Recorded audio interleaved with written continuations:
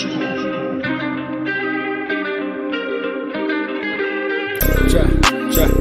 Chop it down. Chop it down. You gon' chop it down. Chop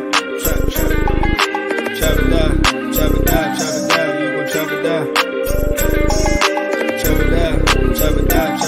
You gon' chop it down. I just appreciate everybody watching. Watch him throw the ball. We gon' pick it off. You gon' let him hit the hole or you gon' cut it off. You gon' play through fourth and long or you gon' punt it off. Your defenders, heavy hitters, put your pads in. Don't be looking for the ref to throw no flags in. Keep the helmet on, keep the cleats tight. You the type to want to win by any means, right? You should look alive. This is Trap or Dive. Yes, sir. Welcome back to another episode of Trap or Dive podcast, provided to you by 214 Media and SB Nation's Hogs Haven. AJ is in, Dre is in, I am in, your host, Jamal Forrest, Molly Mual.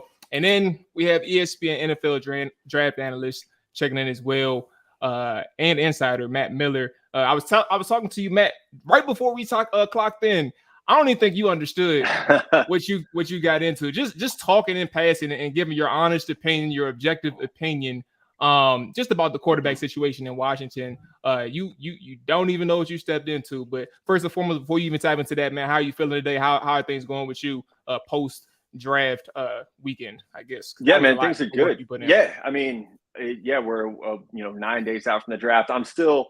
It's weird because you have about a 10-day, 14-day period post-draft where you're still in it. Like, you're talking to all the different fan bases. You're doing a media tour, of talking to Washington Commanders radio, Kansas City Chiefs radio, whatever it might be, because those fans want to know, okay, we just drafted these guys. Tell us about them, right? So you're doing a decent amount of media while also, starting to peek ahead to next year, which looks super, super exciting. So I'm doing well.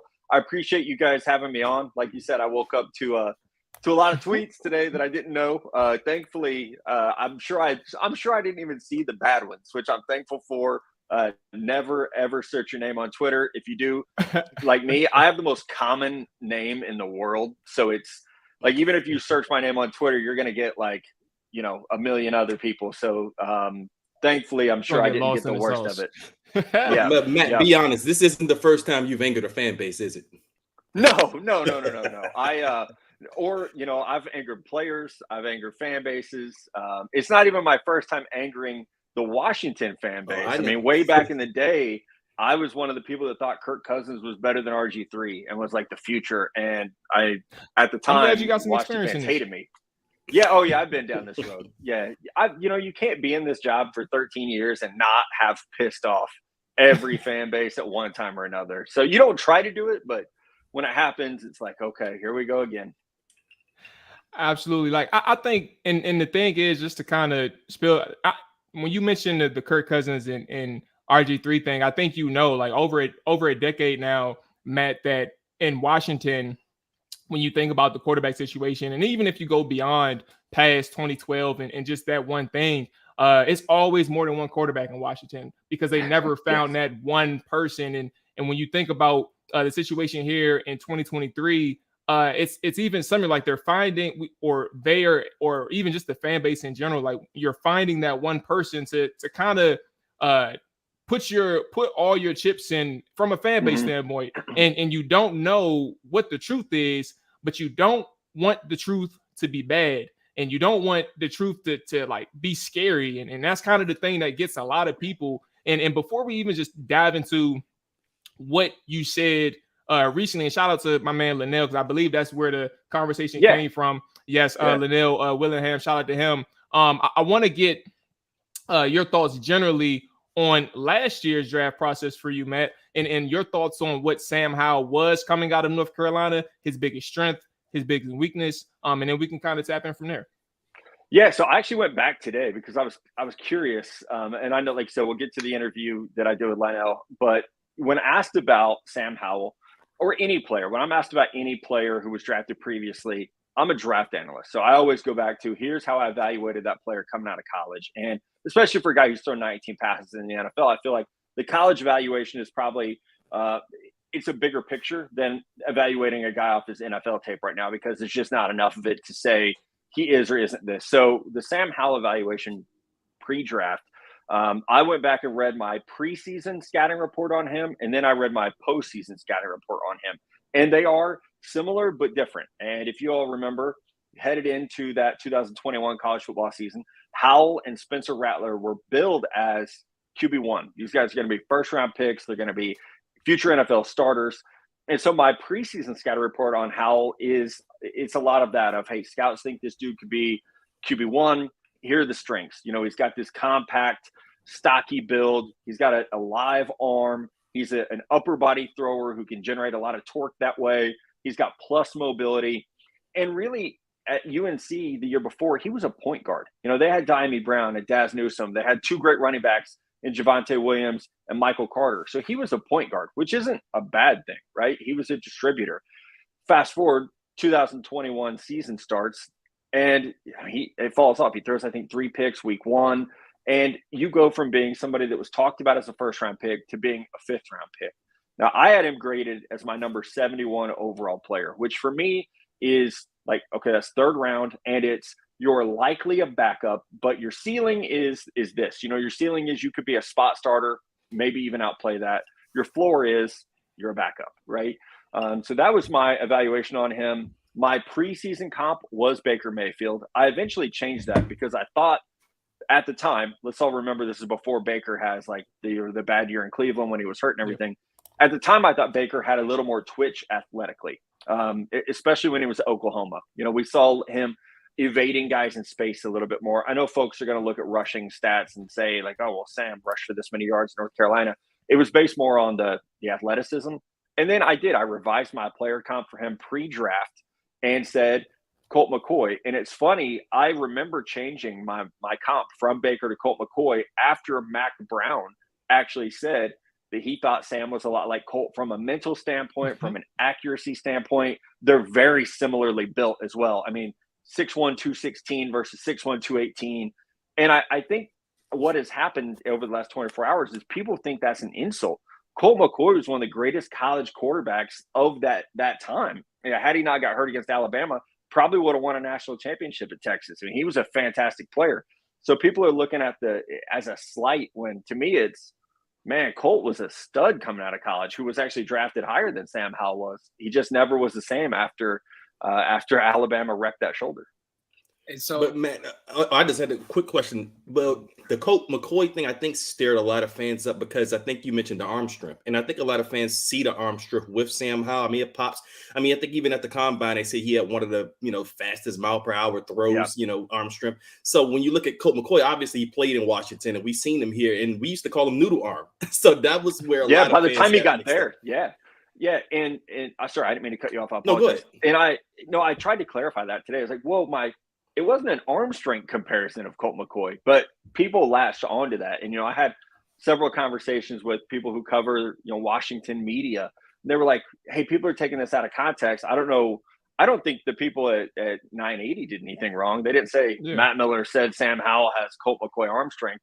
I think it's just like that got latched onto because I said he doesn't have great arm strength and my player comp was Colt McCoy. Like those two sentences got mashed together somehow instead of, like, I mean, I have a ton of respect for Colt McCoy. I'm actually a gigantic Texas Longhorns fan. I don't know if everyone knows that or not. So for me, like comparing someone to Colt from an accuracy, a leadership, a football IQ, a toughness, body type, like those are all positives to me. And yeah, I mean, my final report on Sam talked about he has a good arm. He really does. I watched him at the Senior Bowl where it was windy and he's like throwing the ball and he's cutting through wind. And it's like a Derek Carr level arm. It's not a bad thing in any way. But it definitely felt like fans were looking for something to come to the guy's defense about. And whether it was my wording or the way that the tweet was sent out or whatever, people definitely jumped on that. It was neither. It was neither. Go ahead, AJ. So Matt, let me ask you this. Of course, as you went viral amongst the Washington fan base with the Colt McCoy comparison. Now, who do you think Sam Howell could potentially be comp-wise, NFL career-wise? Of course, we've only seen 19 passes, but I'm not sure how his game at UNC will translate to the NFL level, especially now under Eric Bieniemy, if he even wins the competition, because from what we've been told, it's a competition between him and Jacoby Brissett. But how do you see him as an NFL quarterback? I don't know if that Colt McCoy mention was from just a collegiate standpoint or collegiate and NFL, where Colt McCoy has pretty much kind of been a journeyman backup, given opportunity, and will have another opportunity with Arizona as Kyler Murray is recovering from his injury. Just wanted to get some clarity on that. Yeah, that's a good question. I will admittedly say I haven't gone back and like revised my comp because he's only thrown 19 passes.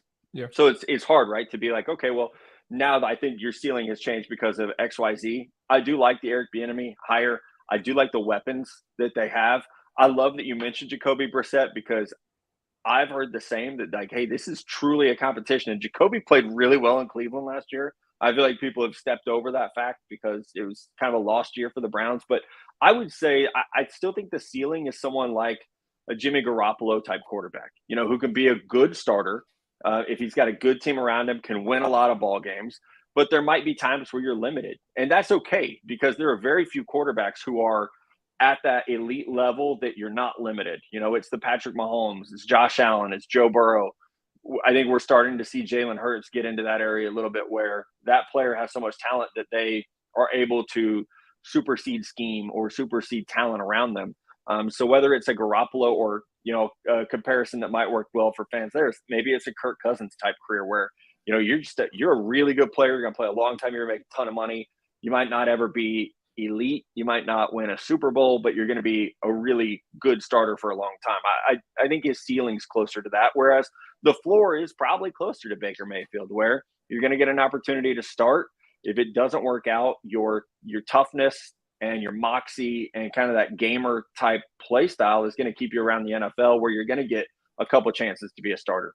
Well, if y'all don't mind, real quick, what do you say about people using the argument as, like you mentioned, he was projected first round with a Spencer Rattler, but in actuality, he got drafted 5th round. People use that as an argument point for the fact of even making him in competition with a Jacoby Brissett.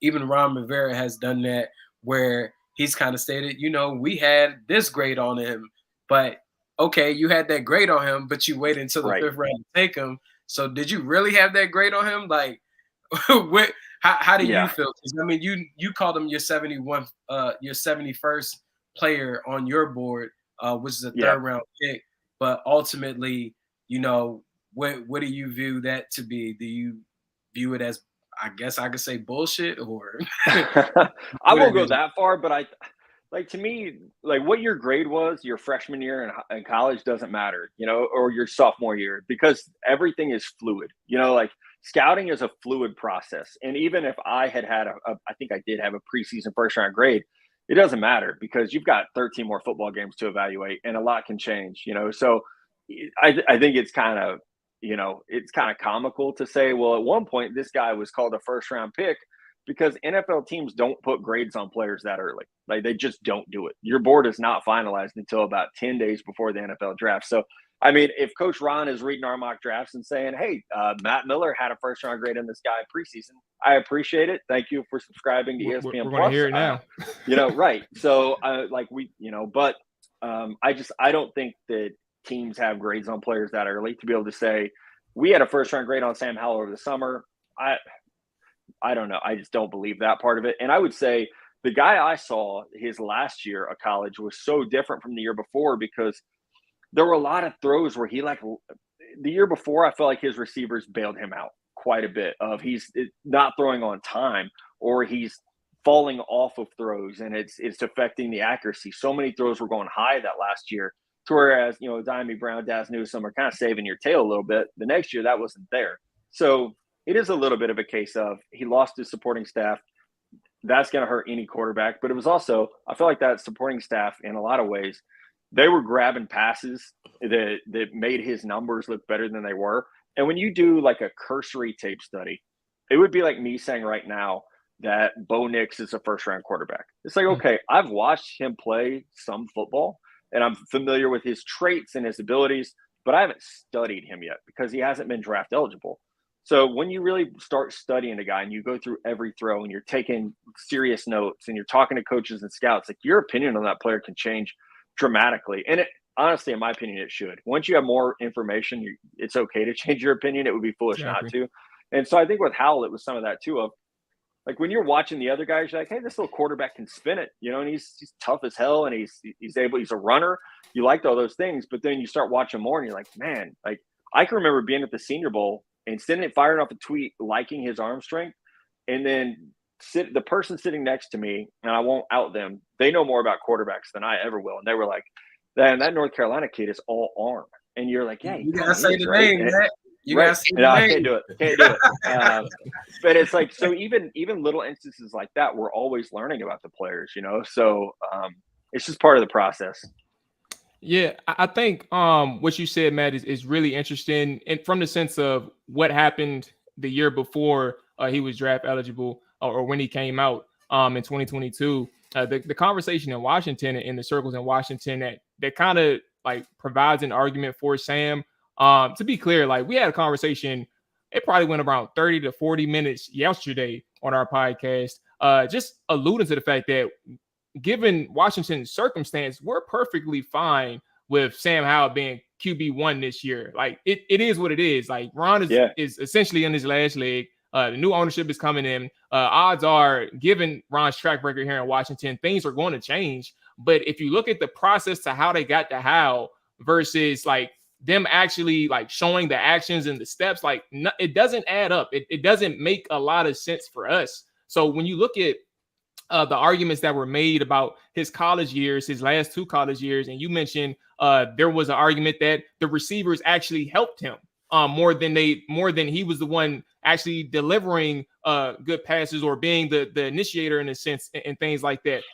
It's kind of something that goes unspoken here. Like nobody thinks about that alternative. Like, did you think that the receivers and the supporting cast were the people who helped him out? And I think to that question and what I'm saying, when you think about Malik Willis, Desmond Ridder, Kenny Pickett, all of these guys those 3 guys who got selected before him, it like the argument of a weak quarterback class can be true, but there were still 3 quarterbacks selected before him, and the next quarterback that was taken after the 3rd round was 2 rounds later in the 5th round. Yeah. So is it really indicative of with Howell going in the 5th round? Is it really indicative of him having legit concerns, or is it a weak quarterback class? And to be honest with you, like if you really, from a commander standpoint, if you really sit down and think about it, I don't think that the league messed up allowing him to go that far. I think there's some legitimate concerns that people are really scared, as I mentioned earlier, to take into account that fear factor that there may be some things that we just don't see right now, but I'm just going to blindly hope that this is our guy.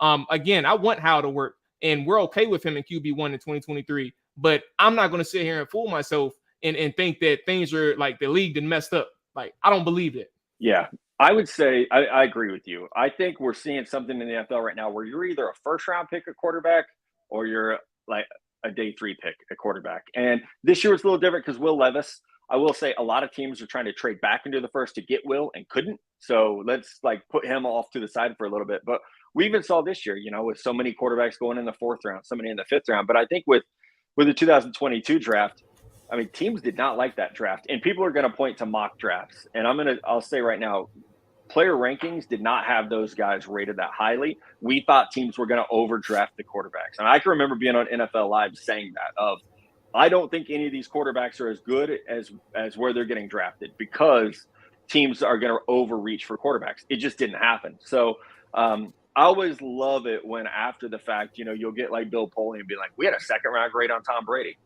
No, you didn't. Like, why didn't you draft him there then, No, y'all didn't. No one did, and I'm with you. I'm always rooting to be proven wrong by players. I love that. And I welcome those conversations.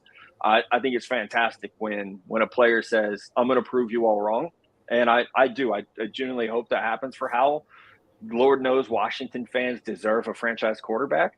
Yes. I look at this year's draft. I'm not going to go full conspiracy theory on you guys, but I don't even know if they had wanted to draft a quarterback there this year, if they would have been allowed to. Like you said, you got new ownership coming in. It feels like the front office and the coaching staff are, I mean, they're at least going to be subject to a lot of scrutiny once you do have a new owner. You have a new stadium very soon, hopefully. It feels like this is a transitional year more than it was a year to start over with a rookie quarterback, with all the turmoil going on, or potential turmoil that could happen. It's just not an environment that's conducive to, let's bring in Will Levis or let's trade up for Anthony Richardson when you've got new ownership coming in that might not want that player. They might want Caleb Williams, who grew up in Washington, D.C., So I think it's okay to say, hey, we hope Sam does well this year. Based on his draft evaluation, it's going to be an uphill battle. And if it doesn't work out, you're positioned really well for next year when things are going to be, it's going to be a better environment for a rookie quarterback. And Matt, I was just going to ask, because I know you mentioned Kirk Cousins earlier and that you were pretty high on him, as a prospect, and you got blasted by Washington fans in that sense. But how would you compare Sam to Kirk Cousins as a prospect? And do you see him having a Kirk Cousins type of ceiling at this level in the NFL? Or would you say you're not quite as high on him as Kirk Cousins? Like, how do you compare the two as prospects? Yeah, here's the thing that I don't know about Sam that I did know about Kirk. I got to spend the week of the combine with Kirk Cousins and Russell Wilson. So I was with them every day, like watching them throw before they threw for teams. I would go with them and watch them throw and stuff. And so I got to know Kirk very well, and I knew what type of worker he was, and I knew, that he was determined to prove people wrong. And it's why I really liked him. I was like, God, this guy, he's got it figured out. And I haven't spent time with Sam Howell, so I don't know that part of him. I think if he attacks the profession the way Kirk Cousins has, that's absolutely his ceiling. Now, I will say the staff that Kirk had in Washington does not exist right now, and that's not a knock on anyone who's a coach there right now. But the coaches that were there, whether it be Mike Shanahan, Kyle Shanahan, the list goes on of the guys who were developing Kirk. That ecosystem's not there right now. But I do think from a traits perspective, I think he could be that type of quarterback. And my thing would be, if he wanted my advice, what I saw at North Carolina was this quarterback that at times was very tight in all that he did. And I think sometimes you can be a little too stocky, just a little too tight in your upper body. I thought that showed at times. I thought it limited some of his lower body mobility when you're trying to torque with throws. That's why I refer to him as an arm thrower, because there's not a lot of torque coming from the waist. There's not a lot of, the lower body is not always connected. I would worry that that's number one going to affect accuracy, and it does. It showed up on tape. And then number two, I would worry that he's going to wear his arm out pretty quickly if you're in a situation where you're throwing a lot. So that's something that you got to be pretty mindful of. We saw Trey Lance last year. I mean, there were practices he couldn't throw because his arm was wore out. So it's just a thing that quarterbacks have to deal with. So I think there's a couple things like those things that need to be corrected. But if he attacks this the way Kirk Cousins did, hell yeah. I mean, there's no reason he couldn't be that type of player. Hey, Matt, what about, I don't know if you have it in your notes of your scouting report, what about Sam Howell, how he pats the ball before every pass? I did have that.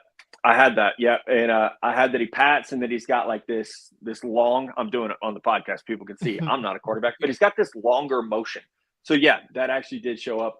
I will say this, quarterback coaches are very split on if that matters. And I think there's a difference between a long pat and a short pat, and there's a whole thing about it. I memean, I've been in text threads where this is not about Sam Howell, but about all quarterbacks, where this is an argument of, does it matter, does it not matter? Is it a system thing?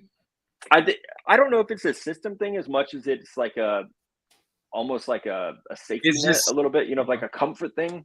Yeah, okay. It's just muscle memory, because I mean, Aaron Rodgers does it quite often, but he gets the ball out much faster than Sam Howell. His delivery's fast, yeah. So I think it's okay if your delivery's fast. I mean, we're going to find out real quick if it's a problem, because if it's a way you're telegraphing things because you're patting the ball, I mean, defenses are going to be on that quick. I bet early in the year we see defenders trying to jump his routes because of it, and it's something that hopefully he can adjust to. So, first and foremost, let's go ahead. We got a few more minutes with Matt. We appreciate everybody that's checking in. Make sure you hit the like button, subscribe button. If you're listening to the podcast side, make sure you hit that follow button as well. give a rating and review. Matt, we appreciate you joining us again. So from a draft perspective, because 25 minutes on Sam Howell, that's a lot of conversation. There's a lot of good conversation as well. Emmanuel Forbes, man, I'll start general. What do you think about Forbes and what he does for a defense, and furthermore, what he does for the Washington Commanders, who really needed that help in the secondary? Yeah, I'm a huge Emmanuel Forbes fan. I know there's so much talk about he's skinny, he's undersized. Find me a play where his size limited him in college. I don't think you can do it. He plays physical. He plays tough. Hey, hell no, he's not a great tackler. Neither was Deion Sanders, and he's the greatest corner of all time. So, I'm not too worried about that he doesn't come downhill and lay the wood. The ball skills are fantastic. The timing, 14 interceptions in college don't happen by accident, and neither do 6 pick sixes like that. You can have a couple accidentally come your way, but you still have to catch them, number one, and I don't think you get 14 by mistake. So I'm a big fan of his, and I think for Washington, I had my biggest need for Washington as left tackle and corner. The left tackles were gone at that point in the draft, and so getting one of the top corners is a good value. I was a little surprised that they didn't take Christian Gonzalez, but I think it goes to that scheme fit of Forbes, I think, is better at the catch point. Gonzalez is a little weak at the catch point at times, and I think Forbes just has better footwork at this point in his career. Gonzalez is more, bigger player with higher upside, maybe athletically, but Forbes is a stud. And man, I had a question as far as the draft. I'm glad Mual asked about Forbes, but what's one player out of this Washington draft class that you would say you really loved? At least maybe the value, it could have been a late round guy, or just a guy you just think is going to be really good at the next level that they picked outside of Forbes. Man, I have 2 of them, if that's okay. That's fine. I would love it. Hey, go I loved their draft, by the way. Didn't have a ton of picks, right? So it's like it gets a little hard, but I think Ricky Stromberg, and I tweeted this the other day before Washington fans got mad at me. I think Ricky Stromberg is a starter in the NFL. I know Nick Gates has got some money, so he might get first crack at that job. But Ricky Stromberg is a starter in the NFL. You guys are going to love him. He plays every snap pissed off. He will put guys in the dirt in the run game. So he's a stud.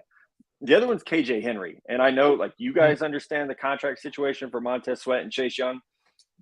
KJ's got a shot. I really think so. He was slept on so much at Clemson. He's a little high cut, so that affects him in some ways as a pass rusher, but he has a great first step. He uses his long arm really well. He's got active hands.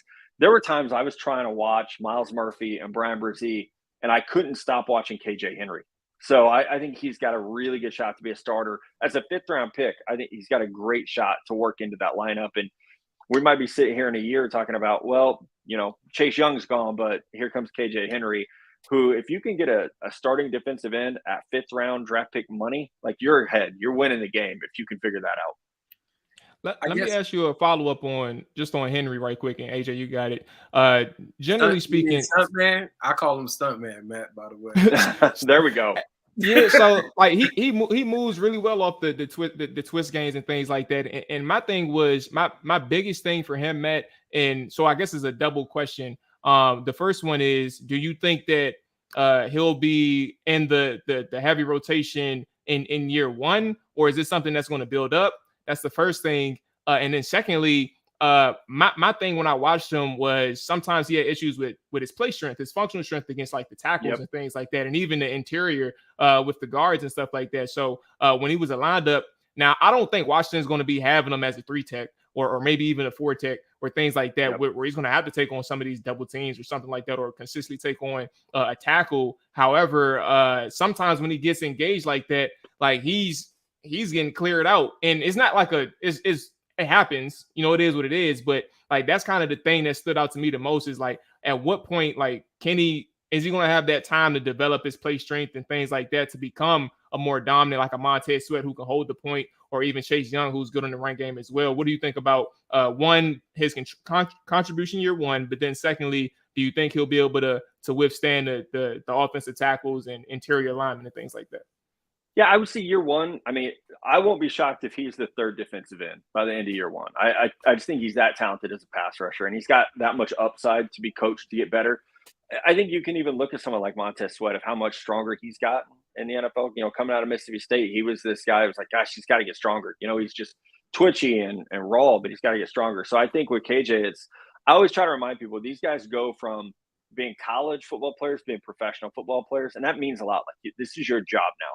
You're not going to class. You're not limited on hours you can be working out. You're not limited on how many meals you're actually going to get fed a day. You're going to have a legit nutritionist in there helping you get stronger, helping you feel your best. So I do think that there's room for him to get stronger. His frame, I mean, he's 6'4", 251, I think. Mm-hmm. He's not maxed out. Like, there's room to add 10 or 15 pounds. And I think especially because the way he's built, he can add a lot of lower body power, and that's going to help him out. He's got long legs, and a short torso. That's why I call him high cut. So I think there's room to add some sand to the lower body, and that's going to help him a ton. Hey, Matt, so of course, every team picked up some undrafted free agents.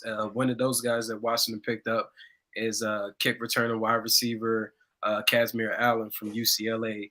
What are some of your takes on him?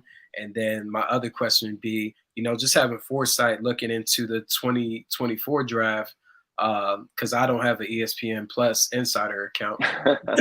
Who are your top 3 quarterback prospects going into the year? Of course, we heard of the Caleb Williams and Drake May, but who's your number 3 guy?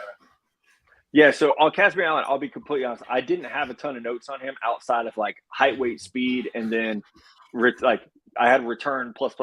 So I'll be excited to see, what he's able to do. I didn't have him as in my top 400, like as a draftable guy. So I'll be happy to take some time and go back and rewatch and throw some notes your guys' way on him. But as for that QB3, you're right. So Caleb Williams 1 for me, Drake May 2. 3 is interesting. Like, it might be Michael Penix from Washington. He's a lefty, which is always fun. A little bit older. I think there's going to be some injury stuff that he's got to get vetted, but he definitely has a ton of upside. As a Texas fan, I'm hopeful that Quinn Ewers can take that step and play more like he did before Alabama rocked his world and he missed some time. But, since Colt left Texas, we haven't had a ton of luck with passing quarterbacks. Sam Ellinger was great, as the Texas Tebow, but haven't had a lot of luck with passing quarterbacks. So I'm hopeful that Ewers can be that guy. But, I mentioned Bo Nix. Now that he's at Oregon, he played really, really well last year. Next year's quarterback class looks exceptionally deep. And there's obviously Caleb Williams, who's a really, really, nice prospect, but it's just a deep class as well, where there's, I think on my early list had like 17 quarterbacks on it that look draftable as of right now. Matt is one of those 17. I was gonna say, it's one of those 17 guys. Jordan I was just curious. Yeah. Yeah. So I have Rattler on the list. I don't think he's nowhere near what we thought he was at Oklahoma. I'll say that. Jordan Travis absolutely is on the list. I think Florida State could be sneaky draft heavy this year. I mean, between Travis, Jared Verse at defensive end, like Florida State could be a little bit loaded this year. So I'm very excited to see what he brings. Admittedly, I have not watched him like through the lens of draft eligible. I've just watched Florida State games. So I'm excited to, over the summer, go back and watch last year's tape and start to break him down. Well, I'm a Florida State fan, so I love everything you just said. So, Dre, if you don't have anything else, AJ, I think we're good. Matt, man, I appreciate you joining us for your time, man, and breaking down, giving your full explanation, giving your full analysis and your report on Sam Howell, and also letting us know what you think about the Commanders draft class. I want to give you the opportunity to plug anything and everything that you got going on your side so that people can get to tap in with you as well, man. Yeah, so you got to get that ESPN Plus account, AJ. That's the big thing. We're sitting here Tuesday night. I know Wednesday, my top 100 favorite draft picks article will drop. So something new. I've never done this before. We'll see if people like that idea. If they do, we'll keep it going. But after that, it's just time to start getting ready for next year. So I'll take a little bit of a break, take a beat, spend some time with the family, vacation? And then jump back in. Yeah, vacation in a couple of weeks. Somewhere nice. Yeah. So I've got about 3 weeks left, and then vacation mode hits. Absolutely. There it is, man. Matt, we appreciate you once again. Enjoy that family time. Enjoy the little one as well and all that stuff, and keep doing the good work, man. So don't back down from the Washington fans, man. Keep going at them. Stick to your truth. Keep going with that Colt McCoy talk. Right? Yeah. Hey, I love Colt, so I'm good with it.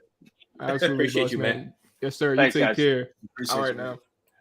All right, so there goes Matt. Oh, there we go. Boom. All right, I guess that's gonna. Do we have any closing thoughts on the conversation altogether? Do we want to get our moral to the story in? Shout out to a couple people in the chat saying that I ain't even gonna bring that to light. I ain't gonna do it. Yeah, I mean, I think I wasn't gonna do it, bro. Yeah, so I mean, I think it's a good conversation, and I think that's why it was important for us at Trapper Dive to kind of get Matt on here and speak about it further, because I think he brought some clarity to his comp to Colt McCoy, and also just different nuances about Sam Howell, like we talked about even yesterday on our episode. Like, a lot of people try to bring up the fact that he played without certain talent that went on to the NFL. But I mean, look in the draft that just happened last week. Anthony Richardson out of Florida played with who at wide receiver or running back, and went top 4, only having 13 starts. So it's like at some point you have to look at the traits and project those traits to how they will fit within your system, your organization. And unfortunately, it is what it is. How they view Sam Howell as a quarterback was a 5th rounder, and that's what it should be. That's what the conversation should be focused on, not the fact that he could have been a 1st round. Because, I mean, that could be said about a lot of people, and a lot of guys that got drafted later on, hey, they were told that they could have been a 1st or a 2nd round. Some of those guys even went undrafted last week. So, but something that was interesting about Matt, what he was talking about was, I mean, again, he was saying how Sam, had this big supporting cast at UNC is the year before he came out, Diami Brown and all those guys. And you look at Washington's supporting cast, and he has a pretty good one here. So maybe, I mean, he can, maybe those guys will save him in a sense, if those throws are off in a sense. So maybe that's something that he needs. You can't just trot Sam Howell out there with a weak supporting cast, something like what Washington had a couple of years ago. I mean, we couldn't even name Terry's 2nd wide receiver. The 2nd wide receiver outside of Terry McLaurin a couple of years ago. I mean, even the running back room, wasn't really great. But I mean, now you got, like I said, Jahan Dotson, Terry McLaurin. You have Curtis Samuel. You have Brian Robinson, Antonio Gibson. You have all those guys. I mean, so you have weapons that can maybe help Sam Howell's transition. He may not be great at the next level, but I mean, maybe he can be close to top 15-ish. And maybe with this defense that they have this year, maybe that presents some kind of success for them this year. But I mean, it's similar to what he had at UNC in terms of he has talent, so what can he do with talent? I mean, he played pretty well with talent. A lot of people talk about Sam Howell without talent, which was his last year at UNC. So, I mean, he has talent now, so maybe that helps Sam Howell. Maybe him being the point guard, as Matt Miller spoke about, maybe that's what Sam Howell is. Maybe Sam Howell's not a guy that might be able to carry a team on his own, but he's a guy that can keep you above water when he has talent around him. And I do think he has that here in Washington. And you essentially stole my thunder, Dre. That's literally what I got. No, you good though. You good though. You like the talent part is important. Like if the receivers were the people, in his opinion, who, or not even just his opinion, it was scouts' opinion and people who were tapped in on Sam. Like if that was the opinion of them, like that's important to note, because you have a lot of help here now. Like you have people around the quarterback who can help get the job done for the quarterback. They just needed somebody who can get them the ball. Obviously that doesn't help in terms of like what happens when the defense comes to know Sam Howell's strengths and weaknesses on a week in and week out basis, and what they can do from a defensive line standpoint or from a coverage disguise standpoint that'll ultimately affect Sam Howell. But at the same time, that's what you got Eric Bieniemy in here for, to help protect him, but also get the offense become more fluid and more productive on a week-to-week basis. But then you have Terry McLaurin and Jahan Dotson, who are 2 top separators in the NFL. Hey, Dakota, relax, bro. So you hope the hope is that you have all these things in place to help a young quarterback out in Sam Howell. Who's what? Matter of fact, now that I think about it, what Sam is, what, 22, 23, something like that. I don't know off the top of my head. So like he's still pretty young, and a young quarterback, it's all about their situation. Somebody in the chat mentioned somebody who damn near pissed me off in the interview. He mentioned that Pat Mahomes came into the league with a lot of help, and that's true. Like that's the nature of this conversation. Like you need help, but and all young quarterbacks kind of need that type of situation when they come into the league, and I think that's the most important thing when you think about this conversation is what can the team do for him? What can the team do to surround him with or insulate him with as much help as possible? And the hope is that Sam can just do his part as a facilitator, and as Matt mentioned, like point guard, like just assist, throw the buckets when you have to throw them and hoop. Hey, but Mual, the crazier part is we don't even know this dude gonna be QB1. Yes. He got to beat out. That's the first order. Beat out Jacoby. AJ, I think we know he's going to be QB1, even if Jacoby Brissett is slightly better than him. Sam Howell's going to be QB1. Man, I don't know. Like, I wish I could fast forward to training camp right now because I'm tired of going back and forth about it. Like, if you had $100, AJ, how much of that 100 would you bet on it that Brissett is going to beat out Howell? I bet all 100 of it. But see, AJ, if it was your last coach, 100, you would be right. Like if you were the coach, you probably would be right. But I think Ron and them wants to prove something, and it's what I talked about on the show last night. This is Ron's last chance at a golden ticket in Sam Howell. So that's why I say even if Sam Howell is not marginally better than Jacoby Brissett this training camp and preseason, I still think they're going to give him the job.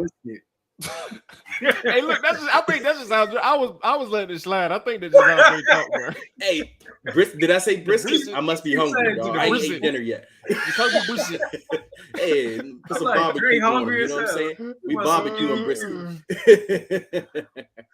But yeah, obviously that's going to be a fair question in the ballot. Like, it's going to be a major storyline. I think, and that's kind of where we talk about that messaging. People forget that he's only been talking about giving Sam the opportunity, but to Dre's point, like you think, and I think based on years past, like you kind of understand, like if Ron is talking about a guy, like that's his guy, that's their guy. They're going to make it work for their guy, and I'm not saying it's fair because who knows if the best quarterback is going to win. Like Carson Wentz, I like we know that Sam Howell wasn't ready yet in training camp. That's no question. But was Carson Wentz better than Taylor? No. Fucking doubt it. I doubt it, bro. But before we get up out of here, question. Yeah. Since y'all are gamblers, right? Yeah. Do y'all have Sam Howell throwing for 4,300 yards over? No. Oh my God. I wouldn't even jump. Those predictions, the predictions that y'all sent to the chat was crazy. That's if he does, he's an MVP or he's in the top 5. He's in the top 5 to 7 quarterbacks in the league, and I'm not saying that tonight. I'm not. What about on Sam? You ain't got that much. You ain't got that much whiskey in your system, huh, bro? No, I don't. It's just it's Tuesday. We don't have no brisket yet. That's why I don't got the brisket, man. I ain't eat yet. Bro. Okay, Look, 39. My stomach growling. 39 passing touchdowns, over or under? Under by about 14 or 15, maybe 16, 17. All right, 8 interceptions, over or under? Over That's by about one. 4, 5, 6, 7, 8, 9. For real? If I say, I ain't gonna lie to you, man. I give him like, I could see about 10 or 11. All right, 500. Go ahead, Dre. Monty says under 44. Monty says under 4,000, and Monty says over. You said 8 interceptions. Monty says over 8 interceptions. Let's give some realistic stats for Sam Howell, and let's be fair to him. You know, we're not being fair to Sam Howell right now, giving him, Aaron Rodgers MVP year stats. Sam Howell, a good season for him is somewhere between 22 and 25 touchdowns this year and somewhere between 11 and 14 interceptions. I mean, that's a realistic good season for Sam. If you want him to be good or think that he's the walk away and say Sam Howell had a good season, I think what I just listed is pretty damn good for Sam Howell for his first year start. If he does anything more, great. The last time Washington had a quarterback throw for more than 30 touchdowns was before Christ. BC. Right. I like real talk. Like someone is projecting 39 touchdowns. Like I just read this off. I never sent y'all the. I gotta show y'all the other one. Hold on. It was ridiculous. I'm saying 543 rushing yards, 9 rushing touchdowns. Like, who is this? Lamar Jackson? Where is bruh at, bruh? Oh, here we go. All right, hold on. Give me 2 seconds. No, I don't know, man. I think I can see. I'm gonna be Ron, bro, and do like the little small. I'm gonna do a small investment. I can see like 3,500, 21 touchdowns. To be honest with you, I ain't gonna lie to you though. With the receiving quarter they have, I can see him around 25. Like realistically speaking, that don't mean he's gonna have 4,000 yards, but I can see around 25, and that a lot of those could be in the red zone. But it's up there, bro. But point being, I can see around 3,500 yards. 21 touchdowns, maybe like 10, 11 picks, maybe 12 picks. And I think that's modest in today's NFL. Like DT says 3,500. Oh, damn. We got the same numbers. 3,500 yards, 24 touchdowns, 12 picks. Greg says 27 touchdowns, DT. 9 INTs, 4 rushing touchdowns, 3,800 yards. Yeah. What you saying, Dre? No, I said DT. That's realistic. That's a realistic line, and I'm not mad at that. I don't know if that gets him another year with new ownership, but I'm not mad at that line right there from Sam Howell. Okay, so let's say if we go with DT's prediction and Mual's prediction of 3,500 passing yards, 24 touchdowns, 12 interceptions, is that good enough to get them into the playoffs against the teams that they're playing this year, which I believe is AFC East, right? Oh, here we go. Yeah, AFC East. AFC East, and then they played the NFC. I don't know. Well, all right. So AJ, to answer your question, those numbers that DT put up, that's Derek Carr type of numbers. So that's Raiders Derek Carr type of numbers. So then you have to ask, is our defense better than the Raiders defense? And if so, then you have a chance. I think you do have a chance at the playoffs. I'm not going to take the bait. I ain't going to do it because I don't do QB is a win or a win loss is a QB thing. Those numbers can scream a top 20 offense for a quarterback. But I got to see what this offensive line is looking like. I got to see like how did he get those numbers? Was he trailing? Like were we losing a lot of games and he got some garbage time numbers or something like that. I gotta see what this running game look like. I gotta see what the defense look like in terms of playoffs. To your question, AJ, I gotta see everything. I don't know if those are playoff numbers. You had Ryan Tannehill in years past going into the playoffs with less than 3,700 yards. Like they don't throw a lot in Tennessee, and his numbers aren't that great. So like there's a lot of things that varies in Washington, especially with Eric Bieniemy now at offensive coordinator. You just don't know what he's going to prefer.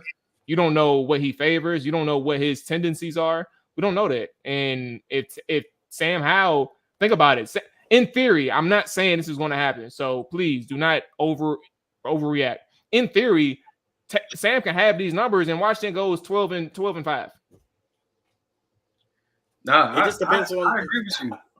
That's why I wish I had magic powers. I could fast forward time, bro, and we can start seeing these games. Because I'm so tired of talking about Sam Howell. Like I told you, I got him muted on my damn Twitter. Like, I think AJ, you love talking about Sam. I'm about to say you was just talking about. You love talking about Sam. I love the energy that the fan base is giving and the interaction, and of course the viewership for us and going ahead and liking and subscribing to the Trapper Dive podcast. But for me, like, I hate talking about mid-ass players. And, like, I just hate talking about mid. Like, that's just not my thing. Like, I don't care who it is. It could be a family member. They could be mid. I don't want to talk about them either. Like, I just hate mid. Trail says 3,400 yards, 29 touchdowns, 9 picks, 650 rushing yards, 5 rushing touchdowns. Al Trail sold him short on the yards. Yeah. Al 2 mentions Howell is QB1 unless he is Nathan Peterson level trash. We do play the NFC West. Appreciate you, Greg. Rashid said we all agree that our QB play last season was terrible. Wentz and Heineke combined for 3,700 yards, 24 touchdowns, 16 picks. Al 2 says under 4,300 yards, under 39 touchdowns, over 8 interceptions. To your question, AJ, but his official numbers is 3,600 yards, 19 touchdowns, 15 picks, 62% completion percent if he stays healthy all season. Greg says 10-7 is minimal on strength of EB and defense. AJ, I got bad news for you, bro. You say you don't like talking about Sam Howell, but guess what, man? It's only May 9th. So you got about 30 more conversations. And if we get our guy John Keim on, which we plan to do within the a few more episodes, I'd say, you know, the conversation is going to be back at Sam Howell again, buddy. So buckle up. That's all I got to tell you. Goddamn. Hey, we just getting started, baby. Like just the infomercial said, wait, there's more. Taylor Heineke 2.0 all over again. Hey, that was the comp. They said Taylor Heineke with a better arm. That's what everybody said last year. I think everybody wanted Taylor Heineke to have a stronger arm. Now we got it. I wonder what would have happened if Matt said on the radio, yeah, man, I comped him to Taylor Heineke. Like, ain't no way they gonna get mad if that's what they said last year. Taylor Heineke with a better arm, bro. We should have said that, because people, like, don't get me wrong, one of Sam Howell's best throws is his deep ball, but that's a lot of quarterbacks, because typically those guys, if you're throwing it, are open, like, more than likely. You feel me? RG3 coming into Washington, that was his best pass at deep ball. But I mean, the clip that they're showing to reference that, like, we've seen almost every quarterback in the league make that throw. Like, it's really not that impressive. Like, I don't know, but maybe, yeah, I don't know. Well, that was an impressive throw, though, AJ. I'll give it to you. That was because you haven't seen maybe those guys take those attempts, but like Taylor Heineke has thrown the ball down the sideline to a wide receiver before. Like, it was like 30 yards. Carson Wentz did the same thing early in the season against Jacksonville. Like, you've seen it, but I guess maybe the idea, like, damn, it's because it's Sam, so they maybe we can see it more often. I don't know, but hey, Mual, your boy in the chat, like you said, the bar is hell. The bar is beyond hell at this point. I don't know what's longer than hell. AJ in the chat, we got Steve Young. Right-handed Steve Young in the chat, AJ. I mean, Trail's tripping. He I told him I respect his comp, but I don't know. That's why I asked, like, everybody comps things differently. Like, are you competent to what they will be in the NFL or just the traits? And I can't see it with the Steve Young thing. For me, it's been Baker Mayfield. Why are we saying Russell Wilson? You saw the one I sent Shaw. He said Brett Favre with a mix of Russell Wilson. I couldn't believe it. I seen Drew Brees. I seen Steve McNair. I seen the craziest one I seen was Sam Howell's a mixture of Matt Stafford and Marcus Mariota. I said, oh my God. What is, like, people really think Buddy is like Lamar Jackson out here running. Look, people, let's just say this. Last words, man. Dislike Sam Howell. I don't dislike Sam Howell, and I'm rooting like hell for Sam Howell. I'm actually intrigued by Sam Howell. I just think we need to be fair to Sam Howell, and I don't think a lot of people are being fair to Sam Howell. I mean, you're comparing them to great players, you know, that have done things, and also kind of different players. I mean, these players, you know, are different athletes than Sam. You know, they're just different style quarterbacks. But Sam can be Sam, and I think Sam, you know, if he, you know, plays up to potential, whatever that may be, I think he could have some success in this league. I don't know how far that success can go, but I'm rooting for it, you know. But I think my co-hosts as well are rooting for this as well. No one's rooting against Sam. I think we're just trying to, you know, calm the expectations. Ignore AJ, there's a lot of expectations right now. AJ might not be rooting for Sam Howell. I'm rooting for Sam Howell. I think Jamal's rooting for Sam Howell. I'm in on Howell working out. I want Howell to work out. I wonder if they'll pick up this from our episode with Matt. Being that he did make the comp to Colt McCoy, but he also said that Sam could be like a Jimmy Garoppolo. We're gonna see what's up. But this is gonna be on Hog's Haven when I write it up. So we're gonna see what people are talking about. But yeah, man, that's gonna wrap it up for us. Appreciate everybody who tuned in. Appreciate everybody who stayed through the whole episode. Chris Jackson, I'll read yours out as well. I did see your comment. He said, with E being wide receiver realistic, between 3,200 to 3,500 yards, between 17 touchdowns to 22 touchdowns, and he said somewhere between or as low as 10 interceptions, as high as 14 picks. So he gave us a little range. So there it goes, man. Appreciate everybody who tapped in. If you all are just tapping in, make sure you go back to the very beginning where Matt Miller was in. We had him for about 30 minutes, ranging from Sam Howell to the draft class, some of his favorites, and Emmanuel Forbes as well. So the fellas will be back next week. Appreciate everybody again, like I said, who tapped in. All 32 will be back soon as well. But yeah, man, y'all be safe. Dre, AJ, y'all be safe. I'm gonna check in with y'all on the chat. We're gonna talk a little bit more. But yeah, man, y'all boys be safe, man. Enjoy the games today. I think it's about to be one starting in 2 minutes too. This might be perfect timing. I'm about to turn it on. Hell yeah, bro. All right, y'all boys be safe, man. We out here. Take it easy. Sir. Peace.